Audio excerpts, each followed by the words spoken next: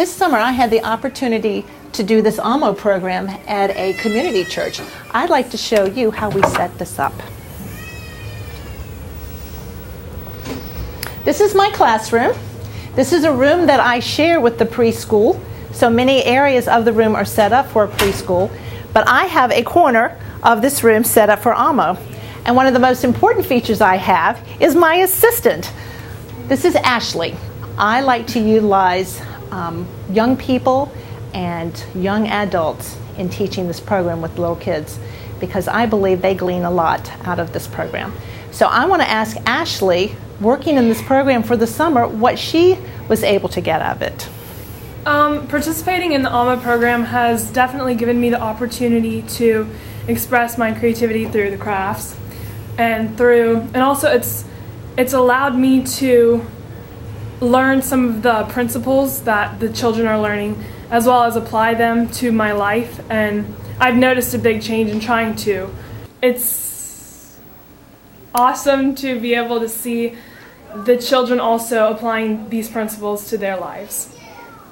Very good. I'll get Ashley to give some input into what we set up. I'm going to show you what we did with the room. At the very top of the wall, we have put our timeline of promise. Our timeline of promise goes along with our Wellspring of Wonder teaching program. What I did is printed out 18 of the 24 lessons here and had them laminated. They already came pre-colored, and so these pictures go along with what we're teaching in Wellspring. It was Ashley's idea to find this cording, right, Ashley? Mm-hmm. And these clips, and she's the one that came up with the idea of hanging it on that and affixing it to the ceiling. There have been times where others have used a clothesline with clothespins to do this, but this was a very creative way when we had very little space to be able to display our timeline. Another thing I want to share with you is our bulletin board. Ashley gets all the credit for this in her design work, and Marco, one of the other teenagers. Marco designed this picture of a treasure chest to help us with the design of this. We posted our AMO compact and have had to refer to it from time to time, which is what it's designed to do, is to help students to remember what they have committed to themselves, to each other, and to the teacher in their learning. We also used it to post our poem, God Made Me Special, and this houses our memory verses as well as our vocabulary words. Speaking of our vocabulary words, we have what we call our treasure chest. And our treasure chest is what we focus the placement of our words during the course of the program, because children need to know that words are the building blocks of ideas and that ennoble words are what we use to help best express ourselves. So when we finish reviewing a vocabulary word, the child comes and places it in our treasure chest. There's all types of treasure chests that you can make out there. We were just fortunate enough to find one that was in wood, and Ashley stained it for us.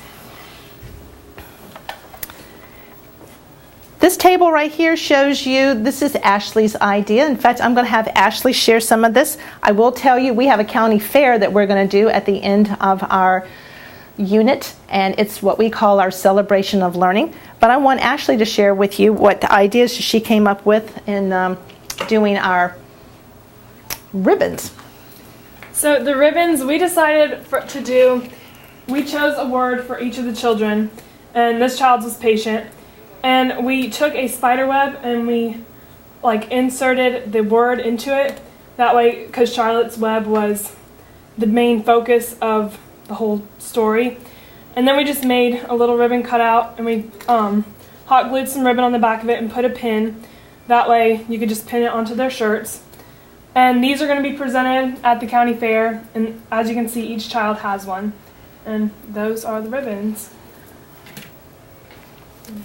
You want me to do the shirt too? Yeah. Okay, and we also created a shirt. This is some kid, because all these kids are awesome and deserve credit on some kid, like Wilbur did with some pig. And then on the back we have the AMO logo, just to also give credit to AMO. And we also made some teacher ones, but those were not displayed. And that's Okay. the strikes. We get over here, and what we did in our limited space is that we used what we could. These happened to be the blinds, and we decided to just keep them closed and affix our what was this? Our banner of the seasons. Ashley is really into painting, and the children loved this part of the program, the craft portion. And so she used, well, actually, I'll let you explain. What did you do as you helped create this? This is, by the way, scripted in the Charlotte's Web craft section of the guide, but you can do just like Ashley did. You can take that idea and you can develop it. So Ashley, what did you do with the children here? So we already had the felt, cut out the felt pieces, and we just had them use their fingers and use acrylic paint and glitter, as you can see, lots of glitter. But we just had them create the seasons, like whatever they wanted to portray as their spring, summer, fall, and winter. Some of them chose to do trees for fall. Some of them chose to do snowmans or Santa Claus hats for winter or snowflakes. And this was a way for them to express their creativity through their craft and their individuality. Hands, yeah. This craft right here goes along with our Grandma Moses activity. Grandma Moses, starting at the age of 70, moved into her art career, and she used all types of surfaces by which to paint on. We have slate, cardboard, styrofoam. This happens to be a wood plank. What else did we use? Anything else? I don't think so. And so we have a variety of surfaces that they painted on. Not everything is displayed here, but it does give you an idea just what they did. This was painted by 6 and 7-year-olds. That is pretty much the main age of the class that we taught this summer. There were a few older students, but the majority of them were in first and going into second grade. This is a craft that Ashley came up with. Why don't you tell them about your spider? And a fun thing we're going to do at the county fair. So we did spiders. We have, we just had the kids paint styrofoam balls black, and then we actually toothpicked them, the head and the body together. And we purchased these Google Eyes, and we just hot glued them on and stuck pipe cleaners in for the legs. And at the county fair, we're actually going to make a big spider web. And I made a bigger Charlotte, which is not finished yet, and that we're going to put in the middle of the web. And then these are all of Charlotte's babies that we're going to put around on the web to kind of, again, display the Charlotte's Web concept. Okay, great. This happens to be a rolling cart, and we've used it to house our binders, our Bibles, our craft supplies. We tried to keep our Bibles and our binders together to help for efficiency in the classroom. So we move over to this table. This was a shelf that was affixed to the wall, and we're using it to hold many of our craft items. These are additional spiders, and this here is a craft that goes along with our Proverbs section, making clay pots for lights. The verse was, thy word is a lamp unto my feet and a light unto my path. And so the children got a chance to show their creativity by using clay and creating a clay pot. Up here, we had a craft where the students were to take a pie plate and to write a word on there, and then to use yarn and give the impression of a spider's web.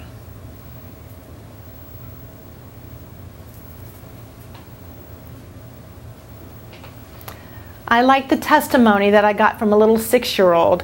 She said that one thing that she really liked in the program was learning new words because they're special to God. And so you will see that there is ennobled vocabulary just throughout all of our crafts and in our teachings.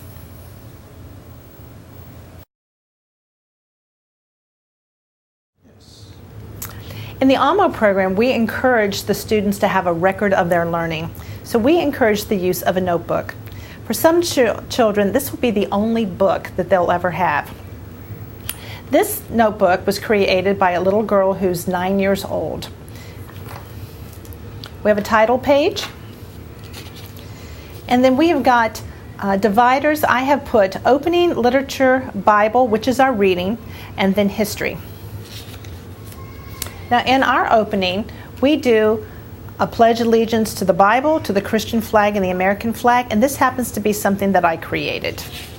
I also include in here the very special poem, God Made Me Special, and one of the songs that we sing. I provided the lyrics.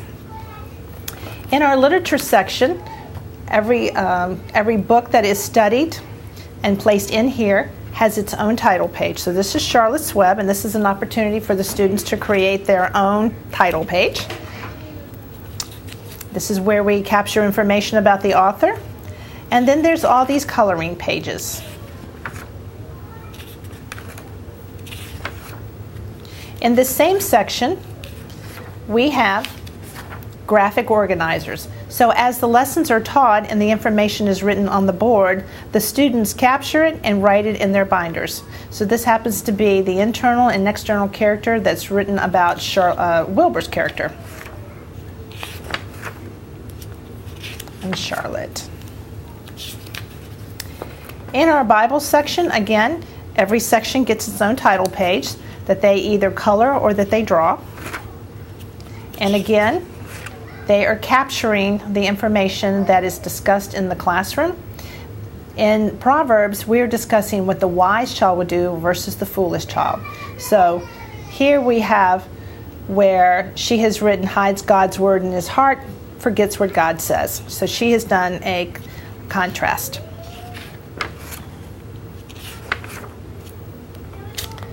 In our history section, this is where the students are recording through their own creativity, a record of learning of the stories that they witnessed in Wellspring of Wonder, the Bible stories. So this is her drawing, her idea of what she learned.